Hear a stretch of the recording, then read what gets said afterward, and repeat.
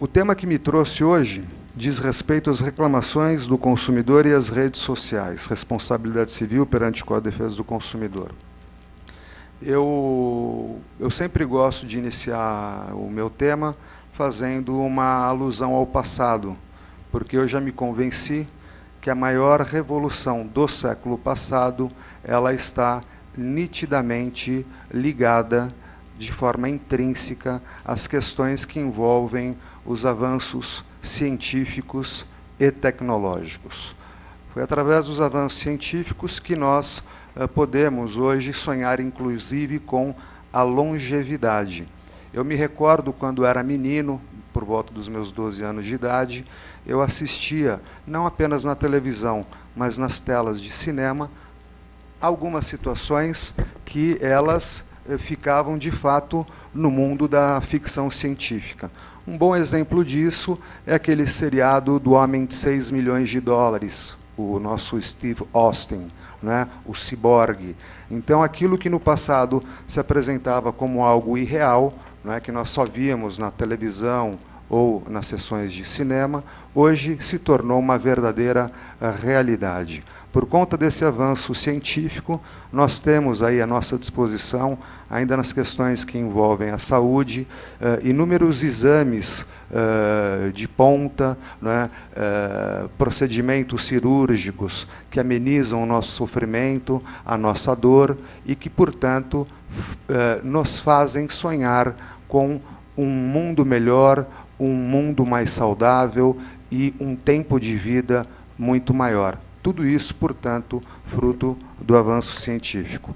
O que dirá, então, do avanço tecnológico, né, que, somado ao avanço científico, também nos trouxe inúmeros instrumentos que têm, de uma maneira ou de outra, facilitado a nossa vida. Me recordo também, eu gosto muito de trazer esse exemplo, daquele desenho A Família Jetsons, que eu acho que aqui todo mundo teve oportunidade de assistir. Quem diria que aquele desenho hoje se tornou uma realidade? Me parece que a única coisa que falta é o carro sair voando, né? Mas, no mais, tudo aquilo que nós vimos naquele desenho, hoje é uma verdadeira realidade. E que melhor exemplo, então, poderíamos trazer com esse aparelho celular, que no início era aquele Motorola que parecia um tijolo, e a cada ano que passa, a cada mês, ele vai diminuindo, vai ficando mais fino, mais leve, mas muito mais eficiente, muito mais eficaz.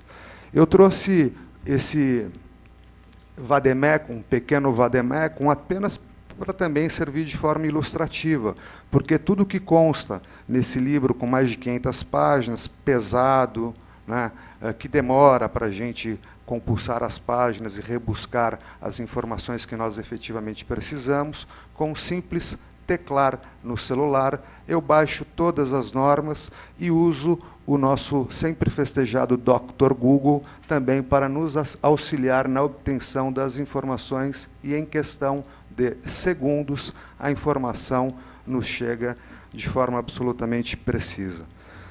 Ainda em relação ao celular, quer dizer, veja que magnífico instrumento, né? Num único aparelho nós temos à nossa disposição rádio, televisão, máquina fotográfica, filmadora, podemos aí baixar, através dos downloads, vários livros para leitura, de forma graciosa, enfim, é um verdadeiro instrumento que revolucionou o nosso dia a dia e que hoje faz parte da nossa vida, portanto, fruto desse avanço tecnológico.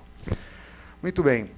Em relação ao século atual, qual seria um dos grandes avanços? Sem sombra de dúvida, a questão que envolve a concessão de crédito fácil, de forma facilitada, e a questão das redes sociais, da própria internet, essa rede que nos conecta, nos deixa antenado com o mundo. De um certo modo preocupante, por uma única razão. Essas redes, elas nos viciam. Elas fazem com que nós a utilizemos dioturnamente, praticamente de meia em meia hora, quando não menos do que isso. Quem aqui hoje não tem a sua página num Facebook, num Twitter, não posta mensagens, fotografias, e está na sua casa procurando relaxar, mas com o celular a tiracolo e toda hora se conectando a esse mundo virtual para saber a informação dos nossos amigos, dos nossos conhecidos, dos nossos colegas? Quantas pessoas não interagem dessa forma? Quantas pessoas não se aproximaram de outras, mesmo que de forma virtual? Quantos de nós não reencontramos amigos de longa data que, inclusive, não residem mais nesse território e que, por conta dessa tecnologia, desse avanço, hoje podem voltar a se relacionar, a conversar, enfim, a conviver e a diminuir essa distância, não é, à vida por conta de uma mudança, enfim, de hábito. As redes sociais, elas são perigosas também, as páginas, porque elas permitem uma certa invasão de nossa privacidade. E se nós temos o direito constitucional à intimidade e à privacidade, na medida em que nós postamos ou que nos colocamos nessa condição de disponibilizar ao mundo as nossas informações, nós precisaríamos questionar um pouco esse direito constitucional da intimidade e da privacidade. Eu acho que isso deve ficar como uma reflexão futura, porque o Facebook, como o Twitter e outros instrumentos do gênero, eles permitem, desde que haja uma permissão nossa, que qualquer pessoa acesse a nossa página e possa efetivamente vivenciar a nossa vida, aquilo que postamos. E isso se torna algo um tanto quanto perigoso, não só em relação à nossa segurança, porque terceiras pessoas de má fé poderiam querer conhecer um pouco o dia a dia do Dr. Humberto, saber da sua família, dos seus filhos, da minha. Então, as pessoas sabem que eu tenho 2 filhas, as pessoas sabem efetivamente onde eu trabalho, elas sabem efetivamente por onde eu passo, por onde eu viajo, e isso pode nos trazer um dissabor futuro. Da mesma forma que a internet e as redes sociais também, elas têm aumentado, por incrível que pareça, a infidelidade entre os casais, não é? As pessoas que hoje não conseguem se comunicar pessoalmente, não é, por alguma situação, são tímidas, não conseguem se expressar, elas assim o fazem à distância. Isso já foi objeto de um estudo e hoje basta eu pesquisar um nome, qualquer nome, aqui no meu Facebook, mesmo que não seja do meu relacionamento pessoal, e eu terei condições de mandar uma informação através do inbox. Se a pessoa na outra ponta, por alguma razão, gostar da minha mensagem, gostar da minha aparência, aí começa um relacionamento virtual que muitas vezes destrói uma família. E isso também, na minha opinião, é extremamente perigoso e que deveria ser um pouco mais controlado por nós. Sem falar nas questões que envolvem o nosso maior patrimônio, que são os nossos filhos e as nossas filhas, que hoje em dia, diferentemente do nosso passado, já têm acesso a esse tipo de tecnologia, esse tipo de informação rápida e fácil, e que aí podem sofrer abusos por terceiros, né? Sejam pedófilos, sejam empresários que querem vender determinados produtos, e aí eu tenho que me reportar à questão da publicidade voltada à criança e ao adolescente, porque eu não sei se os senhores e as senhoras sabem, mas basta apenas e tão somente 30 segundos de exposição para que uma criança, menor, portanto, de 12 anos de idade, assimile aquelas informações que são veiculadas pela televisão. Algo que também tem me chamado a atenção nessa questão das redes sociais é que, se de um lado isso aproxima as pessoas, de outro lado também ele distancia as pessoas. E por qual motivo? Basta a gente sair desse ambiente, irmos para algum restaurante, para uma praia, para algum local público, que nós vamos verificar grande parcela dos consumidores, dos cidadãos, com o celular conectado na rede e obtendo informações, trocando informações. E outro dia, doutor Humberto, e doutor Ivan, eu fiquei assim tão entristecido com a cena que eu vi. Eu fui para Ilhabela, eu estava ali numa cafeteria, tomando um café, comendo um doce, lendo um jornal, uma revista, e me deparei com um casal sentado à mesa ao lado, e eles ficaram por cerca de 1 hora sem trocar uma única palavra entre eles, mas cada qual com o seu aparelho celular e transmitindo mensagens. Quiçá estivessem conversando virtualmente. Tá gostoso o café, meu amor? Ah, tá uma delícia. Então, aquilo também me chamou um pouco a atenção. Do ponto de vista da defesa do consumidor, eu gostaria de, para depois voltar à questão das redes sociais, eu gostaria de traçar breves linhas em relação a essa legislação, que eu gosto muito de trabalhar com ela, que eu a rotulo como uma das mais modernas e avançadas do mundo, que é a Lei 8.078/90, popularmente por nós conhecida como Código de Defesa do Consumidor. Essa lei, em que pese os 22 anos de vigência, ela continua sendo extremamente moderna e avançada. Apenas a título de exemplo, o Código é de 1990 e a internet foi introduzida no Brasil em 1992. Então, vejam que 2 anos antes da internet chegar ao país, o Código já tratava de questões que envolviam ou que envolvem a comercialização de produtos ou de serviços à distância. E foi extremamente inovador ao disponibilizar para todos nós aquilo que rotulamos, que chamamos como direito de arrependimento. Então, esse direito previsto em lei, ele nos permite, ainda hoje, desistir da aquisição de determinadas compras, de determinadas contratações, desde que sejam todas elas feitas à distância. Portanto, a partir de 7 dias da contratação, ou talvez aí paire uma dúvida, do recebimento do produto, é que nós temos a oportunidade de desistir do negócio. Qual o grande problema hoje dessas contratações à distância, na minha opinião? É que nós perdemos, em que pese a facilidade, a comodidade, porque podemos, como eu disse, que o avanço desse século diz respeito à concessão fácil, o acesso fácil ao crédito, e às compras através dessas lojas virtuais, nós perdemos efetivamente o contato com o produto. Eu, quando não me dirijo a uma loja pessoalmente, eu não tenho como verificar e manusear se aquilo que está sendo ofertado virtualmente condiz com a realidade. Porque nós sabemos que existem publicidades enganosas, abusivas.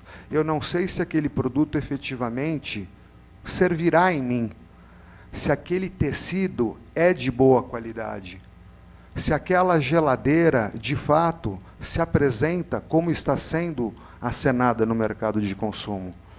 E, por conta desse distanciamento, eu perco essa oportunidade de fazer uma boa aquisição, fazer ou não uma boa aquisição.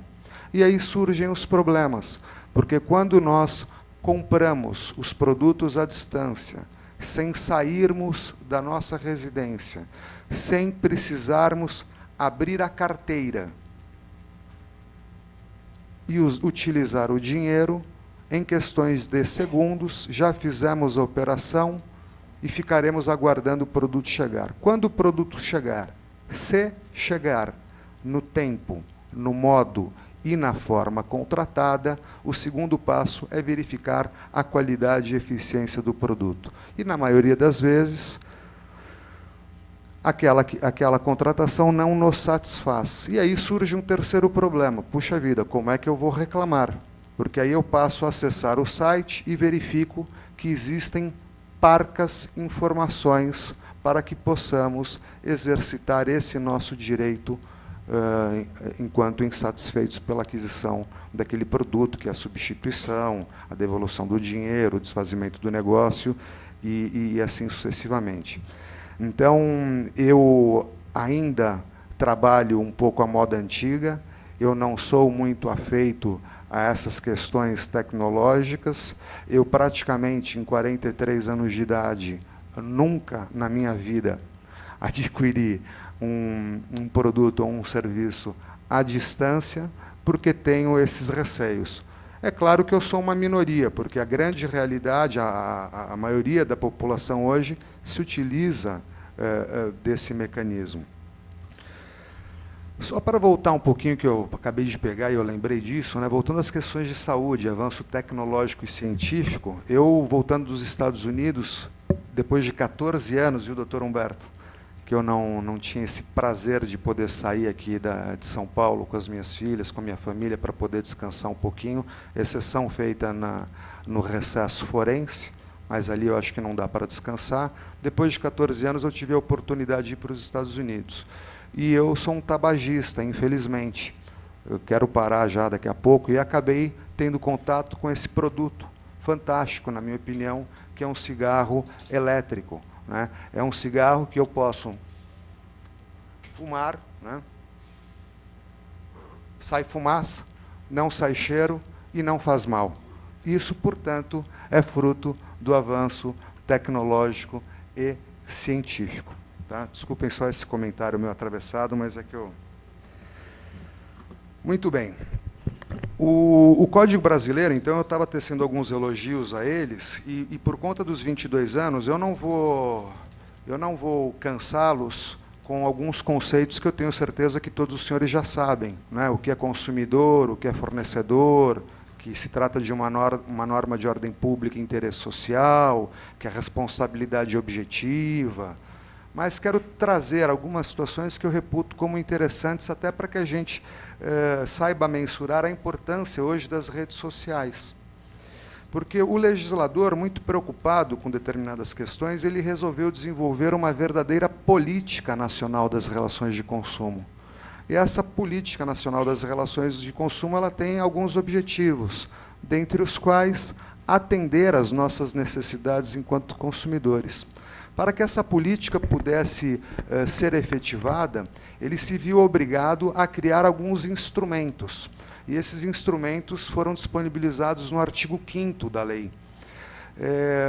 São esses instrumentos, por exemplo, a criação de promotorias especializadas na defesa do consumidor, a necessidade da criação de juizados especiais, e nós vimos naquela situação caótica que envolvia os atrasos e cancelamentos de determinadas empresas que fazem transporte aéreo, que o Poder Judiciário, com o apoio da Ordem, porque a iniciativa foi da Ordem, na pessoa do nosso presidente, Dr. Luiz Flávio Borges Durso, eles acabaram instalando em determinados aeroportos do país, começou aqui por São Paulo, os juizados especiais de pequenas causas. Então, esse foi o segundo instrumento. Tivemos outro, que foi a criação da Delegacia Especializada na Defesa do Consumidor, que, à época do falecido governador Mário Covas, foi extinta, porque ele entendia que aquela delegacia, infelizmente, era um antro de corrupção, e que, por ser única na cidade, desprestigiava os nossos interesses e direitos, porque nós tínhamos que nos deslocar de um determinado ponto, vamos supor, da Zona Leste aqui para o centro, apenas e tão somente para fazer a nossa reclamação alusiva aos nossos direitos e interesses enquanto consumidores, ao passo que na Zona Leste como em qualquer outra zona da cidade, existem inúmeras delegacias de bairro. Então, por conta desses dois fatores, o governador Mário Covas resolveu extinguir, acabar com essa delegacia especializada. E ela retornou agora recentemente pelas mãos do governador Alckmin. Já me convenci que o capítulo que trata sobre os crimes contra as relações de consumo, ele é muito pouco utilizado por nós, operadores de direito, e quando bem utilizado, ele resolve todo e qualquer problema de forma absolutamente célere. Além desses três instrumentos, também foi dada a oportunidade de determinadas associações, né, de cunho civil e em âmbito privado particular, também pudessem sair em nossa defesa, né? E o principal, de forma coletiva. Um dos avanços que essa legislação nos trouxe foi a possibilidade de nós exercermos o nosso direito enquanto consumidor, não mais apenas e tão somente de forma individual, mas principalmente de forma coletiva, através do ajuizamento por parte dessas pessoas legitimadas para a defesa dos nossos interesses. Então, eu queria só fazer uma ressalva, que se o Poder Judiciário, que já é moroso, que já é ineficiente, que, infelizmente, como em toda e qualquer profissão, existem os profissionais nada probos, desonestos, enfim, mas que são remunerados para fazer a justiça com base na lei e, infelizmente, tem prestado um desserviço a toda a sociedade, no que tange a sua ineficiência e a sua morosidade, deveriam dar muito mais atenção às ações coletivas do que às ações individuais, porque através de uma única ação, né, nós resolvemos o problema de milhares de pessoas e poderia ser resolvido de forma célere e, sobretudo, eficiente. E o que eu tenho visto, de fato, não é isso que acontece. Em 1999, a título de exemplo, nós patrocinamos uma ação civil pública aqui pela Ordem, naquele caso que envolvia as empresas de arrendamento mercantil.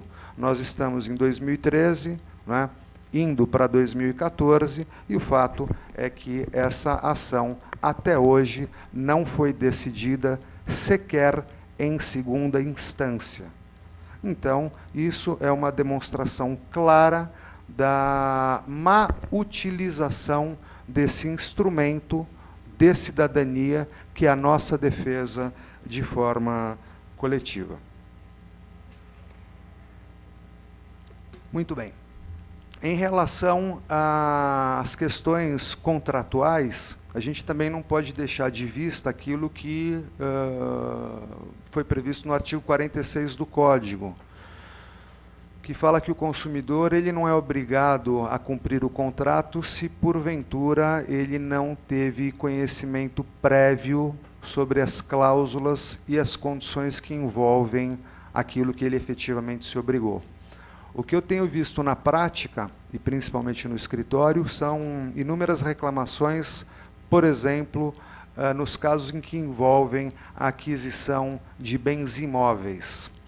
A empresa a construtora, a incorporadora, ela nos envia uma oferta através de folders, elas nos seduzem para que saiamos de nossas residências, do nosso trabalho, para que a gente se desloque até o stand, para o conhecimento do produto, ou mesmo de forma virtual, não é? E quando nós efetivamente contratamos adquirimos aquele produto, sobrevêm taxas e comissões absolutamente abusivas, como, por exemplo, o repasse da comissão de corretagem para o consumidor, ou mesmo a incidência de uma taxa devida por uma determinada prestação de um serviço jurídico que a construtora, absolutamente de má fé, coloca à nossa disposição, sem nossa solicitação, sem qualquer necessidade, mas o fato é que, ao final, o consumidor ele acaba pagando por esses serviços de forma indevida. E depois tem que ir para o judiciário e aí passar por todo o calvário. Uma outra situação que eu venho observando também no contrato, e aí diz respeito, portanto, a esse dispositivo do artigo 46, que nos desobrigaria a cumpri-lo, é aquela informação a respeito da incidência dos índices de correção do contrato. Geralmente, nos contratos de imóveis, durante a construção, os valores eles são corrigidos pelo INCC e, após a entrega da obra, pelo IGPM. Mas há uma expressão lançada no contrato que diz que todas essas fórmulas de cálculo elas devem seguir o sistema price de amortização. Para os não afeitos à ciência matemática e financeira, como eu, por exemplo, eu não faria a menor ideia do que se trata o sistema price de amortização. E pela prática eu aprendi a duras penas que nada mais é do que a capitalização de juros sobre juros, o que onera sobremaneira o contrato. Então, se essa expressão for lançada de forma genérica, sem permitir ao consumidor o conhecimento prévio sobre o seu conteúdo, sobre seu alcance, mas principalmente sobre os seus efeitos, quer me parecer que essa cláusula ela pode sim ser questionada judicialmente e modificada pelo método de Gauss, que é a fórmula de cálculo simples. Outras questões também que têm sido colocadas nas redes sociais dizem respeito, basicamente, a determinadas cobranças que são realizadas a todos nós consumidores enquanto inadimplentes, né? Em razão do nosso inadimplemento. E isso é uma tese que eu venho desenvolvendo e que eu procurei trabalhar com ela na Comissão de Defesa do Consumidor e que eu gostaria de dividi-la com os senhores e com as senhoras, porque eu acho que isso vai abrir um campo muito grande de trabalho aos advogados e às nossas queridas advogadas. O artigo 42 ele diz que o consumidor ele não pode, quando ele deve dinheiro para alguém, ele não pode ser posto, ele não pode sofrer ameaça, coação, ele não pode passar por nenhum tipo de constrangimento, ou mesmo cobrança vexatória, não é? Situações ridículas, enfim. E o que eu tenho notado é que determinadas cobranças, como, por exemplo, aquelas que são feitas pela concessionária de um serviço público essencial, no caso, energia, né, energia elétrica, elas estão sendo realizadas absolutamente contra legem, e a negativação do inadimplente, né, do consumidor inadimplente desses serviços, na minha opinião, ela é absolutamente ilegal. E por que ilegal? Porque a concessionária de serviços públicos, por sua livre e espontânea vontade, ela se dispôs a se aventurar no mercado de consumo brasileiro, prestando serviços a toda a comunidade de consumidores. E dentro dessa prestação, ela tem que ter a exata dimensão que a sua atividade ela envolve determinados riscos. E quais riscos seriam esses? A do seu parceiro contratual inadimplir, não cumprir com a sua obrigação, pela contrapartida dos seus serviços. E o que poderia ela fazer, se não se socorrer do Poder Judiciário para a proteção dos seus direitos, sempre através do devido processo legal, observando o princípio constitucional da legalidade, dando ao consumidor a ampla defesa, a oportunidade de ampla defesa de seus direitos e até mesmo do contraditório. Aonde eu quero chegar com isso? Que a energia elétrica ela é considerada, nos termos da lei, um bem. No caso, um bem móvel. Ora, se ela é considerada um bem móvel por conceituação do Código Tributário Nacional, bem como do Código Penal, como é que eu posso ter um bem expropriado sem, obrigatoriamente, a intervenção do Poder Judiciário? Isso é princípio constitucional. Mas o mais importante de tudo, na minha opinião, é que para a negativação do nome do consumidor inadimplente nos arquivos de consumo, obrigatoriamente devemos verificar se existe a concessão de um crédito ou a outorga de um crédito ou a concessão de um financiamento. E por quê? Porque, como o próprio nome diz, são arquivos de proteção ao crédito. E a concessionária, ela não outorga crédito, tampouco concede financiamento. Ela presta um serviço essencial a toda a sociedade. Serviço esse nitidamente vinculado ao princípio constitucional da dignidade do ser humano. Não é crível que qualquer um de nós, aquinhoados ou não, fiquemos hoje sem energia elétrica e sem água. Isso afronta sobremaneira o nosso direito, a nossa dignidade enquanto ser humano. Por isso que esses dois serviços são considerados serviços essenciais a toda a sociedade. E por serem serviços essenciais, estão subordinados a alguns princípios constitucionais e infraconstitucionais. Eficiência, segurança, adequação e, sobretudo, continuidade. Então eu quis trazer à baila esse exemplo para que vocês possam refletir e trabalhar em prol dessas pessoas que são constrangidas, são humilhadas com a suspensão desses serviços pelo simples inadimplemento. Eu não estou aqui defendendo o inadimplente. Eu só estou dizendo que a concessionária ela tem condições e elementos para fazer a cobrança sem que ela indignifique o ser humano. Então essa é uma situação que eu gostaria de tratar com os senhores e com as senhoras. E as redes sociais? Se nós já falamos dos instrumentos que foram colocados há 22 anos atrás à nossa disposição para a proteção dos nossos direitos e interesses, nós deveríamos fazer uma pergunta. Esses instrumentos são hábeis à nossa proteção?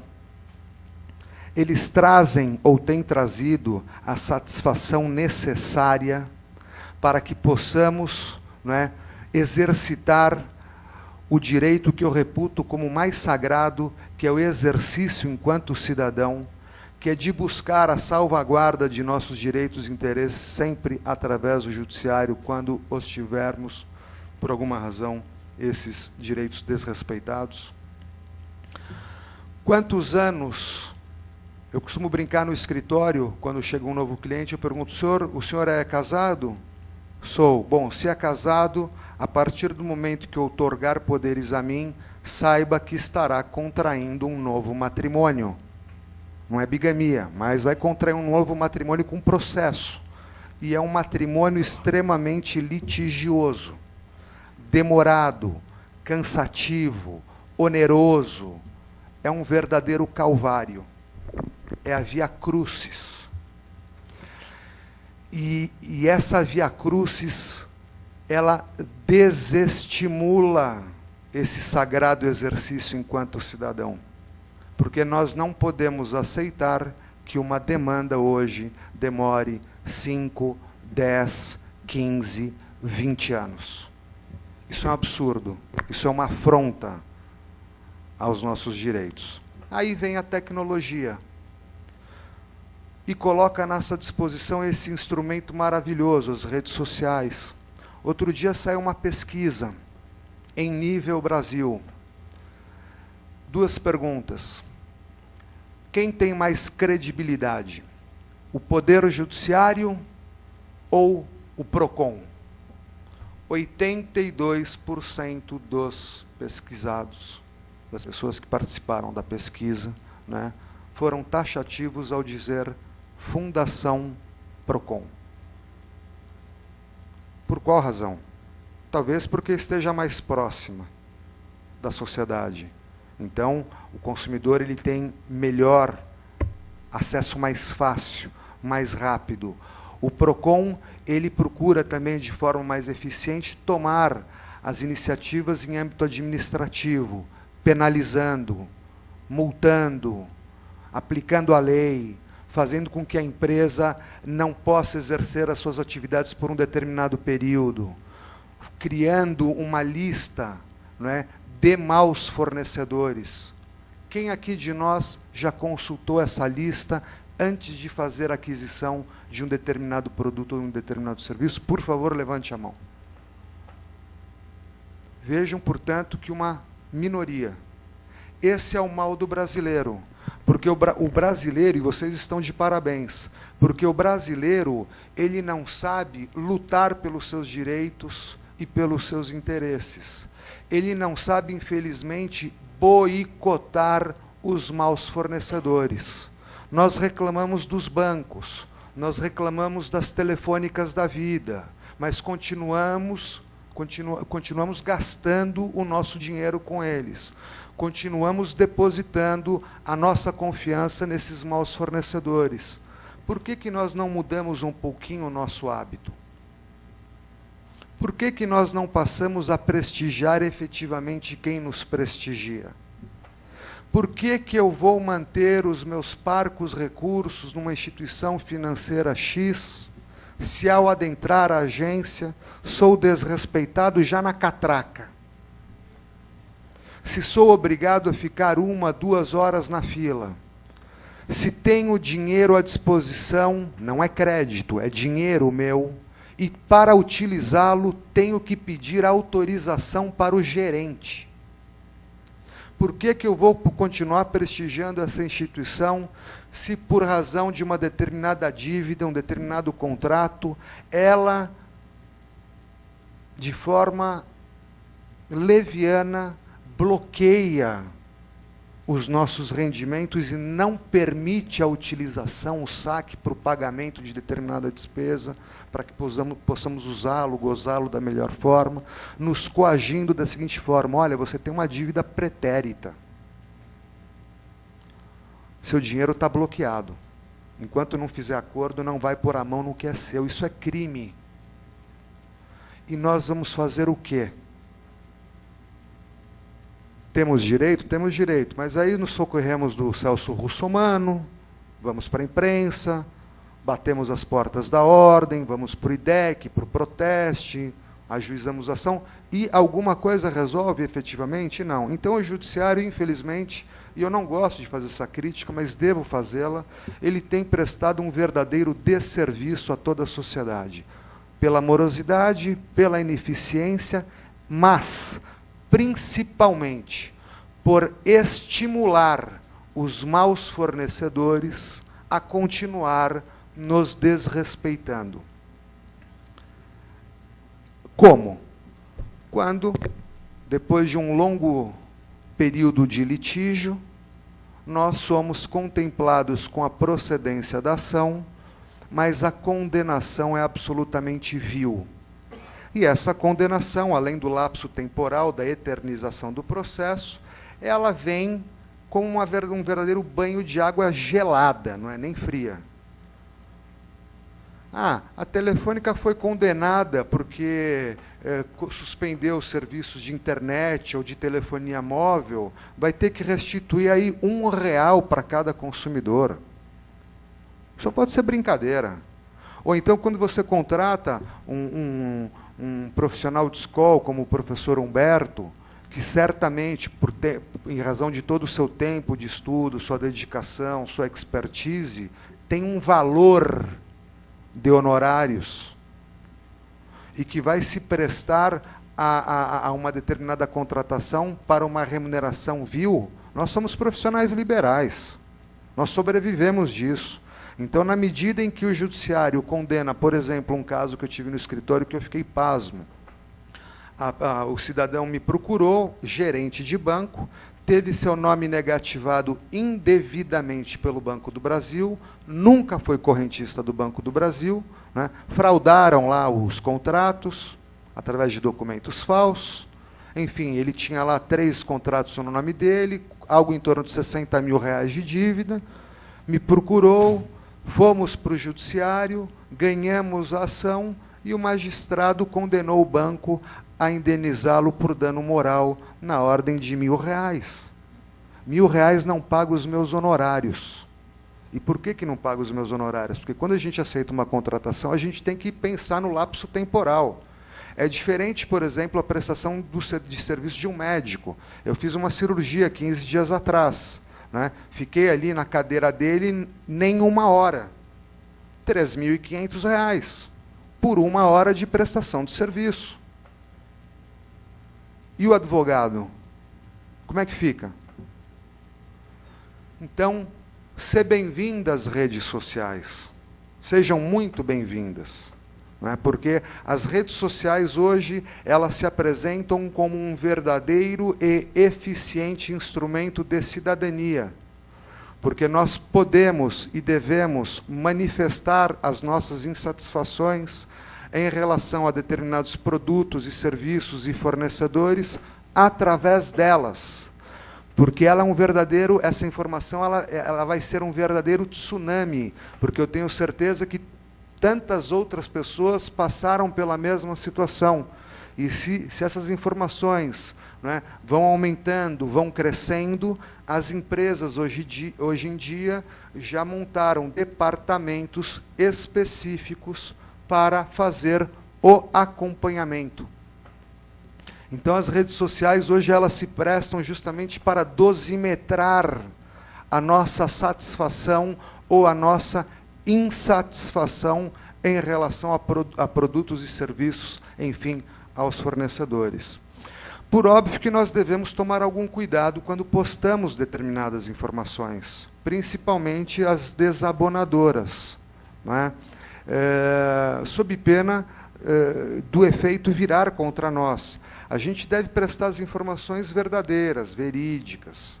Né? A gente não pode usar a internet para sair achincalhando a pessoa, ofendendo a pessoa, denegrindo a pessoa, sob pena de sermos responsabilizados, não é, por eventual causação de dano. Então, acho que esse é um outro risco que as redes sociais trazem àquela pessoa que não sabe utilizá-la de forma devida.